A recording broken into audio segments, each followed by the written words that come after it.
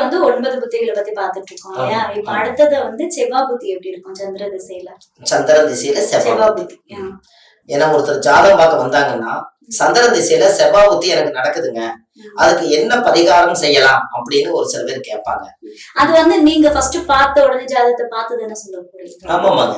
இப்ப அது வந்து ஜென்ரலா அது ஜாதகத்தை பார்க்கணும்னா அவங்க டேட் ஆஃப் பர்த் டைம் எல்லாம் போட்டு கழிச்சு அவங்க வயசெல்லாம் போட்டு இவங்களுக்கு இன்ன திசையில இன்ன புத்தி இது நடக்குதுன்னு நம்ம சொல்லி அதுக்கு தகுந்த பரிகாரம் எடுக்கணும்.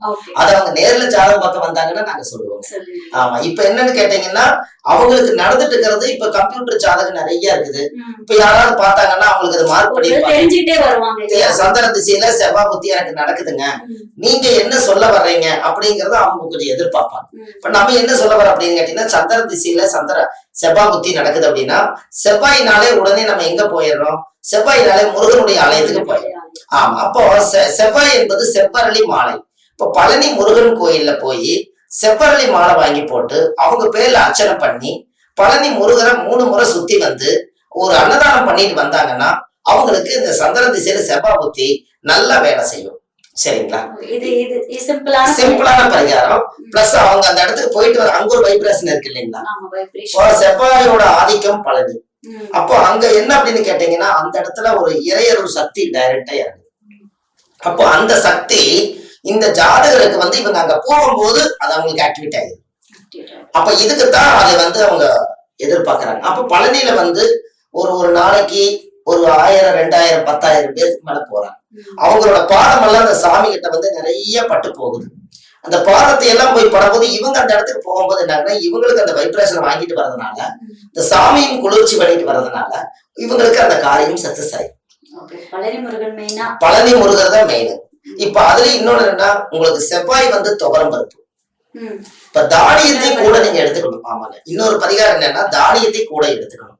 அந்த தானியம் என்ன அப்படின்னு கேட்டீங்கன்னா துவரம் பருப்பை தலகாணி கடியில வச்சு தூங்கும் போது தலகாணி கடியில வச்சு 7 நாள் நீங்க தலகாணி கடியில வச்சுட்டு காலையில எந்திரிச்சு அதைய தொட்டு வணங்கிட்டு 7 நாள் கிளம்பிச்சு தலையை சுத்தி ஓடும் நதியில கொண்டு போய் விட்டுட்டு வந்தீங்கன்னா அந்த செவ்வாய் திசையில ஏதாவது தடை இருந்தாலும் நீங்க புரிஞ்சுங்களாமா? இது வந்து அவங்களுக்கு இது ஒரு எளிய பரிகாரம். வீட்லயே அவங்க கண்டிப்பா செய்யலாம். ஆமா. ஏன்னு கேட்டீங்கன்னா செவ்வாய்க்கு வந்து அந்த பவர் அதிகமா உண்டு. இன்னொரு விஷயம், செவ்வாய் என்பது ஒருத்தருடைய ஜாதகத்துல செவ்வாய்க்கும் வாழைப்பூவுக்கும் ஒரு தொடர்பு இருக்கு. செவ்வாய்க்கும் வாழைப்பூவுக்கும். இப்ப நீங்க செவ்வாய் தோஷம் இருக்குன்னா வாழை மரத்துக்கு தாலி. அப்போ அந்த வாழைப்பூவை செவ்வாய்க்கிழமை அன்னைக்கு இவங்க பொரியல் பண்ணி இவங்க சாப்பிடலாம், இவங்க தர்மம் பண்ணலாம். இது இதை விட சிறப்பு. இப்போ அதிகமா ஒரு ஜாதகத்துல செவ்வாய் வந்து நீசமாய் இருந்தாலோ செவ்வாய் வந்து பாதிக்கப்பட்டிருந்தாலோ வீட்டுல மருதாணி செடி வந்து வளர்த்தி அதுக்கு டெய்லி மஞ்சள் நீர் ஊத்திட்டு வந்தாங்கன்னா அவங்களுக்கு அந்த செவ்வாய் வந்து கடுமையா பாதிக்காது. ஆமா. இப்ப செவ்வாயுடைய நேரம் சிவப்பு. மருதாணி அரைச்சு நேரத்துல வச்சா என்ன ஆகுங்க? அப்ப இந்த தோசை வெளியில வந்துருதுல்ல, அதனால அது நல்லது. ரொம்ப ஒரு வித்தியாசமான பரிகாரங்கள் சொல்லிட்டு இருக்காங்க. ஆனா இது எல்லாமே நம்ம நல்லதுக்காக தான் இருக்கும் அப்படின்னு முழு மனசோட முழு நம்பிக்கையோட நீங்க பண்ணீங்கனாலே கண்டிப்பா இந்த திசைகள் இந்த புத்திகள் நடக்கிறது எல்லாமே நமக்கு குறையும். படிப்படியா கண்டிப்பா குறையுமா? இது நம்ம கிட்ட ஜாதகம் பார்க்க நிறைய மக்கள் வராங்க. ஒரு சில பேர்த்துக்கிட்ட காசு பைசா இருக்கும், ஒரு சில பேர்த்துக்கிட்ட இருக்காது. இப்ப அவங்க வீட்டிலேயே வந்து எங்களுக்கெல்லாம் அவ்வளவு சக்தி பத்தாதுங்க, நீங்க இந்த எளிய முறையில ஏதாவது சொல்லுங்க, நாங்க போய் உங்களுடைய நம்பிக்கையின் பேர்ல போய் நாங்க வீட்டுல செய்யறதும் பாருங்க. அதுதாங்க ரொம்ப முக்கியம். ஏன்னா நிறைய பேர் வந்து இன்னைக்கு நம்ம வெளியில போகணும் அப்படின்னா செலவாகும் அப்படின்ற ஒரு பயம் நிறைய பேருக்கு இருக்கு. ஜோதிடம் ஜாதகம் அப்படின்னு போயிட்டாலே செலவாகும் அப்படின்ற ஒரு பெரிய ஒரு இது இருக்கு.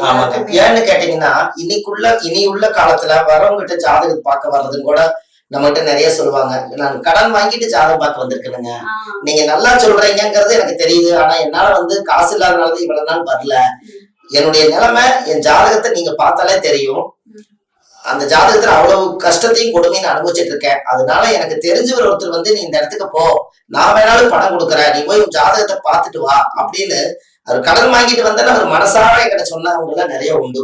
அவங்களுக்கெல்லாம் நாங்க ஒரு சில பேர்த்துகளுக்கு பைசாவே வாங்குறதுக்கு கை கூசும் இல்லைங்களா, அதனால கொஞ்சம் நீங்க நல்லா இருக்கிற போது கொடுங்கன்னு நாங்க காசு வாங்க மாட்டோம். ஏன்னா அதை கொண்டு போய் ஒரு 5 கிலோ அரிசியோ 10 கிலோ அரிசியோ வாங்கினா அது ஒரு மாசத்துக்கு அவங்க சாப்பிட்டுக்குவாங்க இல்லையா. இந்த நன்மையும் நாங்க இந்த விஷயத்துல கொஞ்சம் தர்ம காரியமா செய்யறோம். அதுதான் ரொம்ப எதிர்பார்க்கக்கூடிய ஒரு விஷயம் எல்லாரும். ஒரு சில ஆனா இது எங்கேயும் அமையாது. நம்ம ஐயா கிட்ட அது இருக்கு. அது நீங்க நேர்ல வந்தீங்கன்னா கண்டிப்பா நீங்களே தெரிஞ்சுப்பீங்க. இல்ல அவங்க நல்லா இருக்கிறதுக்கு உண்டான வழி எல்லாமே வந்துங்க எளிய பரிகாரங்கள் நிறைய பண்ணலாங்க. இப்போ ஒருத்தர் ஜாதகத்துல இப்ப நீங்க சொன்னீங்க பாத்தீங்கன்னா, செவ்வாய் தோஷம் இருக்கிறவங்களுக்கு பரிகாரம் 5000 10,000 செலவு பண்ணித்தான் பரிகாரம் பண்ணணுங்கிறதே இல்ல. செவ்வாய் தோஷம் இருக்கிறவங்களுக்கு இந்த செவ்வாயினால இது நீங்க கேட்டதுனால ஒரு விஷயத்த சொல்றேன். சிம்பிளா உங்களுக்கு செவ்வாய் தோஷம் நீங்கணும்னா செவ்வாய் எத்தனாம் இடத்துல இருக்குதோ 2 4 7 8 12 இந்த இடத்துக்குள்ள இருந்தா செவ்வாய் தோஷம் சொல்றாங்க. இப்ப 7 செவ்வாய் இருந்தா 7 தேங்காய்க்கு சிவப்பு மட்டும் குங்குமம் வச்சு 7 தேங்காய்க்கு மஞ்சள் தொடச்சு 7 தேங்காய்க்கு குங்குமம் வைக்கணும். 7 பொட்டு வைக்கணும். ஒரு தேங்காயில 7 பொட்டு வைக்கணும். தேங்காய் சுத்தி 7 பொட்டு வைக்கணும். 7 பொட்டு வச்சு சிவப்பு துணியில மஞ்சள் அரிசி கொஞ்சம் அதுல கொட்டி இந்த தேங்காய் 7 தேங்காய் அதுல வைக்கணும். சிவப்பு துணி பெருசா விரிச்சு 7 தேங்காயும் வைக்கணும். 7 பொட்டு வச்சிருக்கணும். இது எல்லாமே வச்சு அதுல வந்து துவரம் பருப்பு, மருதாணி தலை, துவரம் பருப்பு இது எல்லாத்தையும் வச்சு எல்லாத்தையும் முடிச்சா போட்டு கையில எடுத்து 7 தடவை ஒரு தலை சுத்தி யாருக்கு அந்த திசை நடக்குதோ புத்தி நடக்குதோ 7. ஆமா அவங்களுக்கு வந்து திசையும் கூட வேணாம். செவ்வாய் தோஷம் இருக்கிறவங்களுக்கு சரிங்களா. உங்களுக்கு செவ்வாய் புத்திக்கு தான் நான் பரிகாரம் கொடுத்துட்டேன். இப்ப செவ்வாய் தோஷத்துக்கு நம்ம இந்த ஃப்ளோல நீங்க சொன்னதுனால நான் இது ஒரு எளிய பரிகாரம் அதிகமா கிஃப்டா உங்களுக்கு கொடுக்குறேன் மக்களுக்கு. இது நீங்களும் வீட்லயே செய்யலாம். 7 தேங்காய்க்கு சிவப்பு வச்சு சிவப்பு துணியில 7 எடுத்து 7 தடவை தலை சுத்தி ஓடும் நதியில போய் தலையோட வச்சு என்னை பிடிச்ச செவ்வாய் தோஷம் இன்றோடு நிவர்த்தின்னு தலையோட அப்படியே ஆத்துல மூழ்கி அப்படியே விட்டுட்டு அதுக்கப்புறம் வீட்டுல வந்து அவங்க முருகருக்கு விளக்கு போட்டாங்கன்னா அவங்களுக்கு செவ்வாய் தோஷம் நிவர்த்தி ஆயிடும். ஆமா இது செவ்வாய்க்கிழமைக்கு செவ்வாழை பழம் தானம் கொடுக்கணும். செவ்வாழை பேரே செவ்வாழை நீ வாழ போற செவ்வாழை. அந்த காலத்துல வாழை மரத்தை ஏன் வச்சாங்க அப்படின்னா வாழையடியாலே வாழ்ந்துகிட்டே இருக்கலாம் வெட்ட தலையும். அதனால அதை அப்படி வச்சாங்க. அதனால வந்து செவ்வாய் தோஷத்துக்கு இது எளிய பரிகாரம். இது கட்டாயம் இது மக்கள் போய் நல்லபடியா செய்யலாம். செவ்வாய் தோஷம் இருக்கிறவங்க கண்டிப்பா இதை கேட்டுட்டு நீங்க வீட்லயும் பண்ணி பாருங்க. முடிஞ்ச அளவுக்கு உங்களுக்கு நேரம் ஒதுக்கி மீண்டும் இதுக்கு முன்னாடி சொன்ன பரிகாரங்களையும் நீங்க செஞ்சுட்டு வந்தீங்க அப்படின்னாலே செவ்வாய் தோஷத்துல இருந்து கொஞ்சம் மருதாணி தலைய உருவி தலை நிறைய போட்டு தண்ணியில மூங்கி குளிச்சாலே அவங்களுக்கு செவ்வாய் தோஷம் போயிடும். ஆமா இப்ப நீங்க தலையில ஒரு தடவை செஞ்சா போதுமான ஒரு கேள்வி வரும். 7 தடவை செய்யணும். அதுக்கு எங்க எத்தனாம் இடத்துல இருக்குது அத்தனாம் இடத்துல 8 செவ்வாய் இருந்து 8 தடவை. ஓகே சோ கேட்டுக்கோங்க. எவ்வளவு எத்தனை செவ்வாய் தோஷம் வந்து எதுல இருக்கோ அந்த கணக்குல நீங்க செஞ்சு முடிச்சீங்கன்னா போதும். இது எல்லாமே இப்போ ரொம்ப இப்ப இன்னும் சொல்ல போனோம்னா எனக்கு செவ்வாய் தோஷம் இருக்குதுங்க, செவ்வாய்னா ரத்தம் அப்படிங்கிறாங்க. ரத்த தானே என்னால கொடுக்க முடியாதுங்க, எனக்கு சுகர் இருக்குதுங்கிறாங்க. ஒரு சில பேர் கொடுக்க முடியாம போகும்.